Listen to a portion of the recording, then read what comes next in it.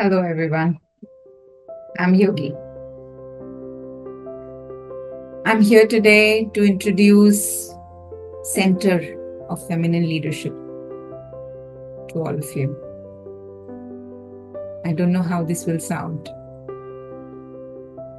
So the words leadership and feminine somehow don't go together, especially in the corporate world. And also everywhere else, maybe in politics, in the AI world, basically the fast growing world. The fast growing world has immense aversion to the word feminine, I guess.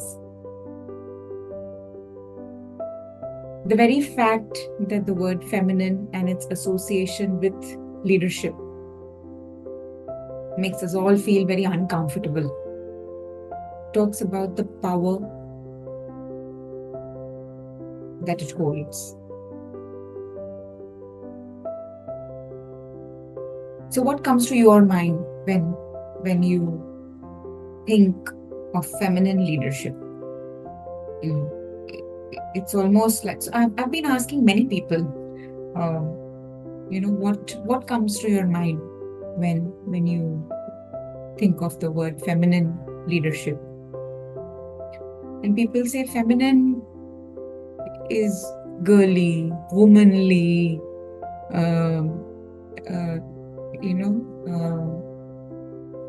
very soft, empathetic, very, emotional. Well, let me tell you, this is a very limited understanding of feminine that we all have.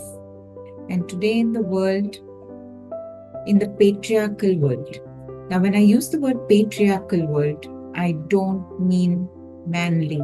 When I use the word feminine, I don't mean womanly. Same way, when I use the word patriarchal world, I don't mean manly or man-like or men. I'm talking about a world that is driven by imbalanced masculine energy, which is not in integration with the feminine energy.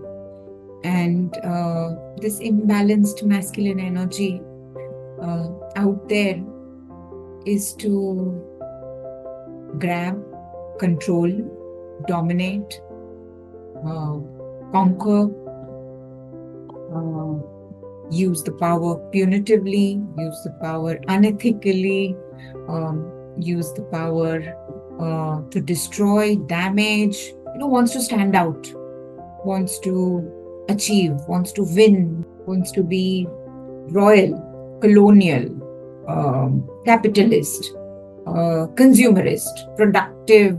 The entire focus of it is on productivity, performance, and it has started to treat human beings and every being for that matter on this planet Earth and the planet as a whole. It has started to treat the planet as a space which is, to be taken in and eaten up.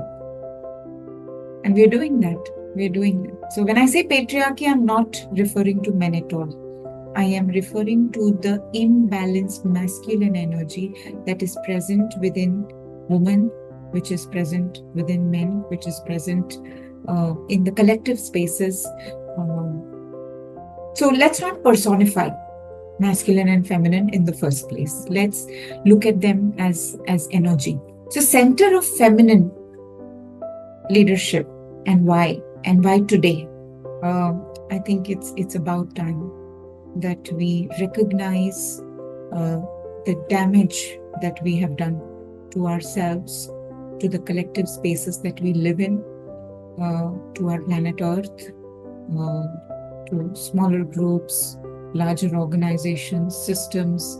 It's time to recognize the damage that is being done by this imbalanced masculine energy, which I call as patriarchy. Center of feminine leadership is here to bring that imbalanced masculine to a balance by adding or by introducing, by integrating this energy with certain feminine principles, which are the need of the hour today. And this video is going to be introducing those feminine principles here to all of us.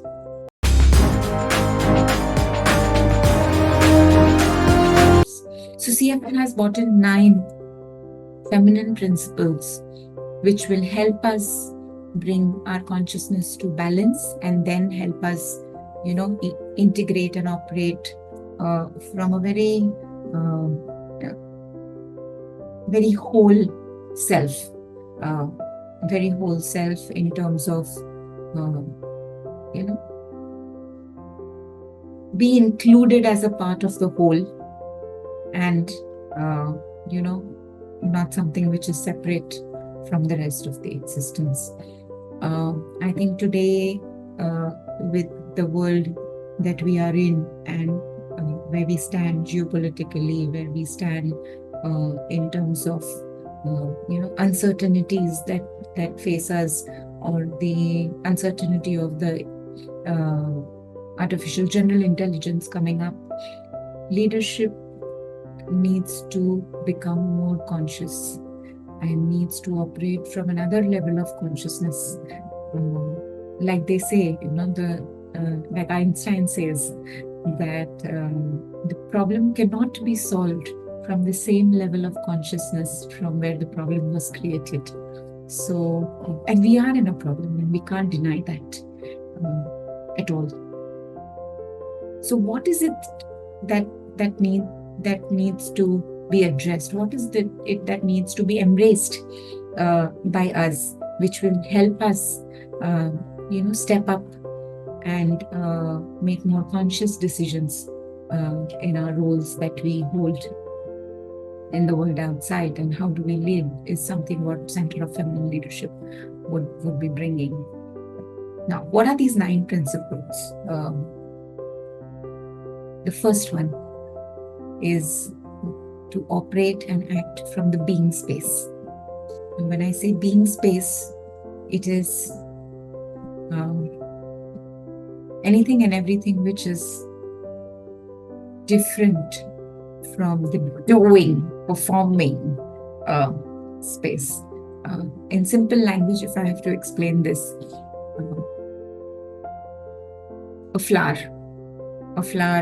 which flowers is in action, is in momentum, but is in a being space and not a doing space.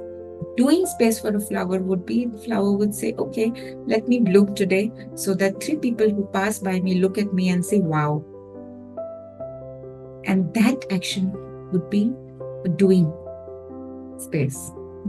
Everything in nature, if we go to see, is only living its own nature. Human beings are a little different here because we have something called as mind.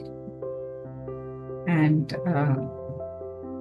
how we are now shifting towards more mindfulness. What would you call more mindfulness? Is to get in touch with your being space and act from there and not just be driven by this. So the patriarchal energy actually is connected to the doing space. So the very first principle that Center of Feminine Leadership wants to bring in leadership is can we learn to operate and act from being space. The second principle is embodied abundance. Like I said, patriarchal energy is rooted in lack, in insecurity, in fear. And there's anything and everything for self-preservation, self-centricity. And because self-centricity, that therefore isolation from anything and everything around. Embodying abundance would mean to shift internally to a space of safety, security, softness, and say, I have it all. And I am full. I am whole. And from there, what is it that I need to now bring in to the outside world? And so if as individuals we embody abundance, you would notice that our ego that otherwise plays, one up or one down, both is ego. Embodied abundance will help you diffuse or dissolve that egoic self inside of you, because you are full and because you feel whole and because you embody that, there would be no need to operate from an ego which is one up or one down. Hierarchy gets diffused. There's a natural flow of love that happens when one embodies abundance within self. So this is something which our leaders, future leaders, need to really embrace and practice, bring it in their daily practice. The third principle is the ethical use of power. We all know how power is being used today. And the very definition of power has got abused hugely in the patriarchal world. We use power to control, to dominate, to one up the other, to avenge. We use power to, again, grab, conquer. We use power very punitively. We use power for selfish motives. We use power for, again, coming from the patriarchal paradigm, of if I have to survive, I have to be powerful and use my power against people so that I survive, irrespective of what happens to the others. And it's a very sad, very sad state of being of anybody. Human beings are very powerful, very powerful. And how they hold their power and how they conduct and how they use this power has become very vital at this stage where humanity is right now. So the fourth principle is of empathy and compassion.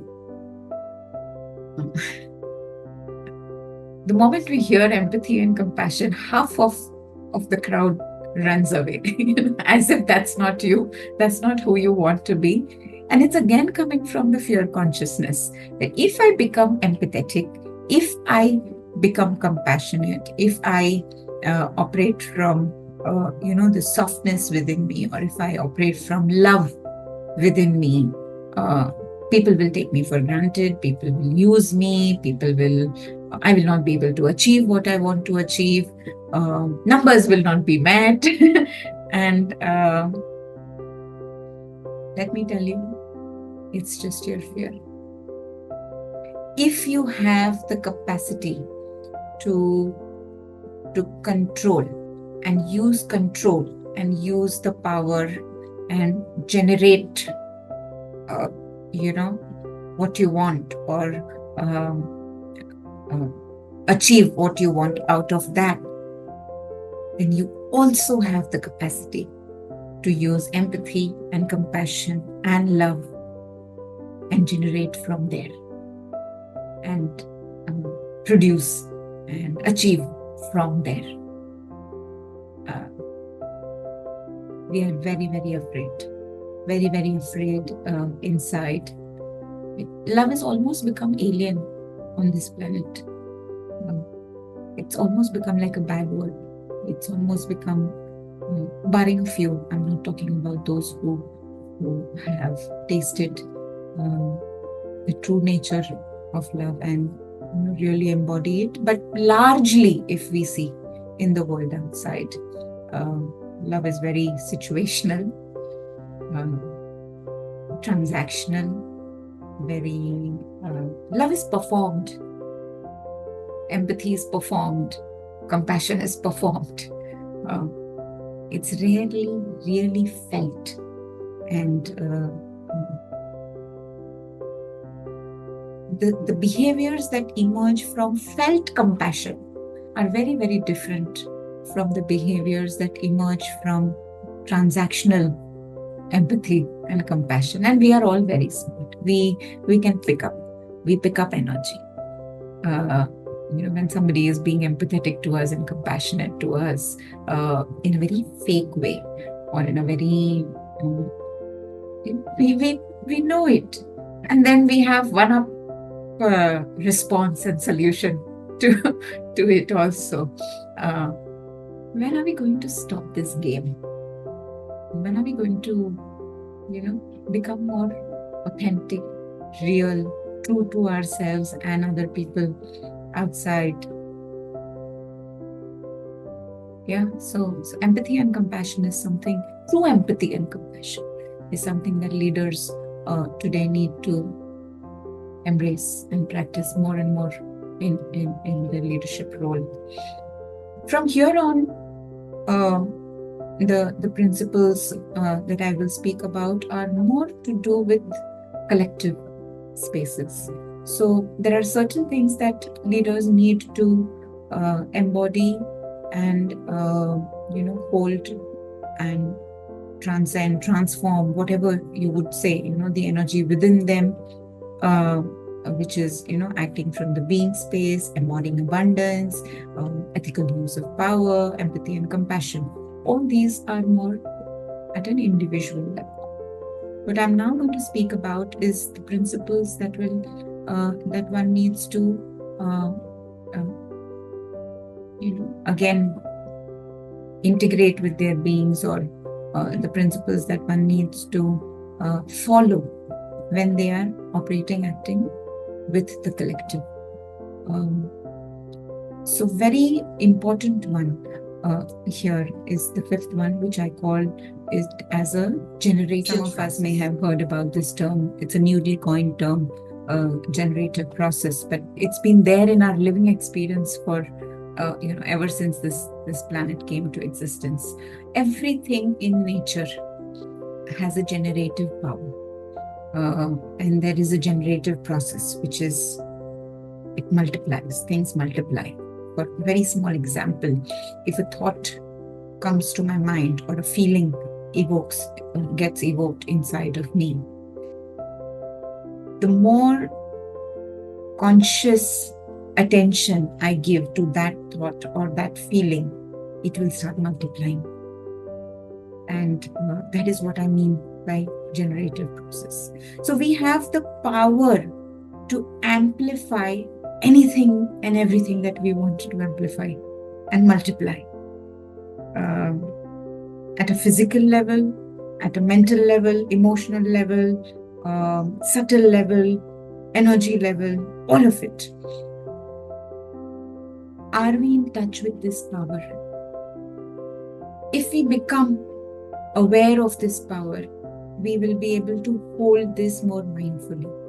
And then we will be able to channelize this power. Once we understand the generative process that is currently active in the collective spaces, we can intervene with more mindfulness and make changes. By bringing in the element that's missing, or by bringing in the element which will turn things around. And also to be able to understand the nitty-gritties, or how this generative process works in collective spaces, small groups, larger groups, larger collective spaces. Generative process is a very ancient wisdom.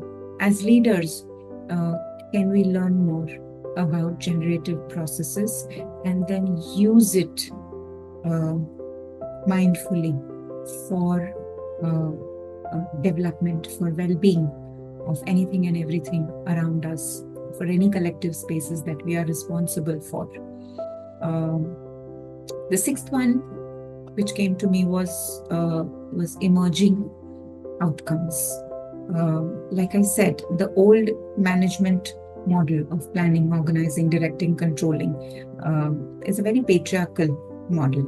Again, originated from fear, lack, scarcity, wanting to be sure, wanting to be perfect, wanting to be clear in the mind, wanting to have structure, wanting to move step by step. There's nothing wrong in it. But when we overdo this, we are undermining, denying, or negating that other intelligence that also exists in the same very moment, which can bring in so much more richness to everything that we do. So with simple example, currently, say leaders are grappling with, how to bring in change, how to deal with uncertainty. Ever since COVID, I think we've become a little more mindful in terms of, letting go of our need for strong structure and, robust planning, plan A and plan B and plan C. I think we've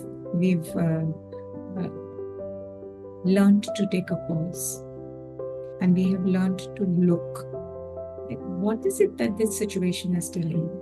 What is it that is getting evoked in the present moment? What is it that is wanting to, come out? Well, a lot of potent energy, a lot of creative energy, a lot of innovative energy gets suppressed and killed because of the old management model of planning, organizing, directing, controlling. The moment we have an idea, we switch to the old model. Okay, now let's materialize this idea. Now let's have a quick strategy on how to bring this idea into manifestation. It's okay to do that. But there is much more available to you. Can you bring yourself to a space where you say, okay, in this moment, this is what is emerging. This is what is coming up as an idea. This is where it is wanting to move. And as I work along with this idea, as I begin to action with this idea, there is something else which is beginning to happen. So I read a very, very nice quote today morning itself. The artist just begins and the magic follows. Emerging outcomes is about letting the magic to follow, which is a very, very old feminine wisdom again. And it will need a lot of surrender, mental surrender of critical thinking, surrender of compulsive thinking, or a compulsive need for perfection and finality and, this is how it should be done, all of that. Well, we've tried the old way long enough. To some extent, it's worked for us. Now there is something else which is here, wanting to come to the forefront. There's no harm in experimenting. Emerging outcomes call for willingness to experiment, willingness to wait and watch, willingness to take smaller risks, willingness to allow, willingness to look deeper, willingness to give up the ego that I know it all. Because trust me, as leaders, we don't know it all. And we cannot know it all. You cannot know it all, right? So to come to a space where say, okay, I am in the process of knowing and becoming aware. And operating from there needs a lot of practice to embrace this and this particular principle. But trust me, if you have, and it's my lived experience in my own life, if you have, you will be amazed You will be amazed to the potential that you held and was willing to flow through you. And when you allowed it, it did wonders to you. Yeah, so having to give up surety, having to give up, you know, I'm not saying structure is bad. I am saying we've become too structured, too much structured. That much that we are suffocating with it now. That much that we've locked our intelligence and potential. That much that that structure itself has begun to play against us. And the sooner we realize, the better. So the seventh principle is the principle of honoring cycles. Again, a very ancient, deep feminine wisdom of growth is not linear. Can't be. And everything in the universe moves in circular format, in a cyclical format. For those of you who are aware about quantum mechanics, and you would know that there are so many recent inventions made in the quantum field which hint towards the cyclical nature of everything, which hint towards what the universe is made up of. What are the universal laws that we are missing to recognize and integrate with our current leadership approaches? Yeah. The patriarchal energy or the patriarchal approach, the patriarchal paradigm only makes us look at go straight, go up, build, makes us,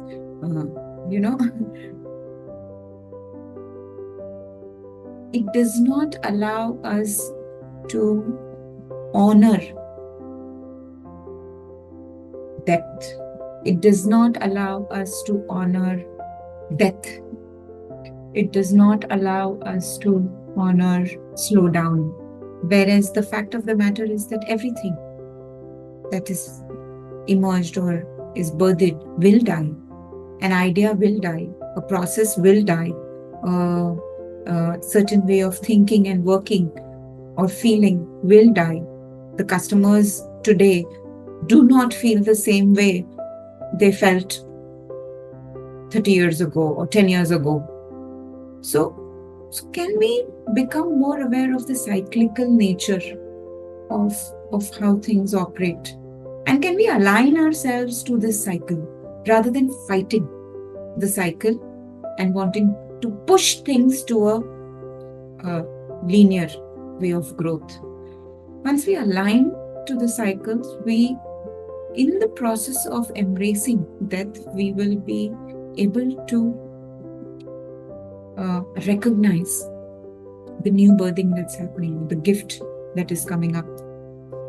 It may sound very esoterical to many of you. I don't mean here to, make things very complicated and sound very fancy. I'm just talking about basic day-to-day reality. How your body functions from morning to night is also a cycle. The sunrise and a sunset is also a cycle. Are you in alignment with your body? Are you in alignment with how the day is working? Are you in alignment with nature's cycle? If not, then you're doing huge damage to yourself and then to the circles and collective spaces that you're a part of. You are stepping out of the cycle. You are operating against the cycle. Then you are influencing everybody else to operate against the cycle. And in the process, it's serving nobody. Everybody is getting tired, fatigued, the creative energy is dead. There is no. I've heard so many leaders say today, that the young generation is very slow. It's not slow really, but it's very low energy. Is not very motivated. Is not very, uh, one has to keep pushing them. Have you wondered why? Because the young generation is bringing a promise of some birthing. You are not honoring the cycle and not letting something old die. And they are not able to align to the old that you still keep strongly, holding on. And then there is this huge gap. So honoring the cycles is something very, very crucial and important for leaders today to start working in this area. The eighth one and the second last one is the balance in giving and receiving. Patriarchal paradigm has driven humanity to only and only take. Because again, it's operating from lack, fear, scarcity. So we only and only want to receive, grab, take, use. But there is very little consciousness towards giving back. So in that sense, we are not truly transactional. The transactions are all one-sided. If we were truly transactional, in the true sense, then we would give back again a very ancient wisdom, feminine wisdom of if I am taking something, what am I giving back? In individual spaces, in collective spaces, from nature.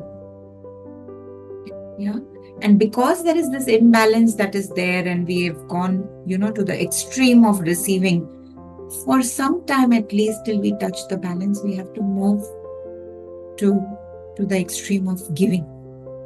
The giving energy, the gratitude energy, the offering energy, be really brought into spaces for things to come to balance. And the last principle, the ninth principle that came to me was about collective consciousness. We are not isolated beings.